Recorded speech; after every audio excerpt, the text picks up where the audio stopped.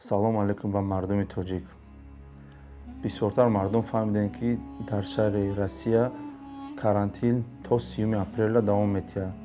Аз сабабе ки бисёр муҳоҷирон дар оҷа бекор монданд, бияхелаш кор доранд, одамое ки метавонем кӯмак карда, мо картаи Сбербанка мондагем дар номи Оятуллаҷон, номи хайравӣ кӯмак ба муҳоҷирон, касе чанд қай метавонад гирен, ёрдам кунен, ҳам шарик шавен, ҳамдигарро ёрдам кунен. Дар ин вақт намеша ки гуфтая ки аи дасткашӣ канед, як рӯз ёрдам кунем, шумо пага казига шумода ёрдам мекунад.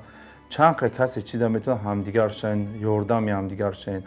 Бародаро, аз шумоам хоҳиш, ки бисёр вақт мара мегуфтанд, ки аки Мансур картаи Сбербанк гӯшо, акай Мансур картаи Сбербанк гӯшо.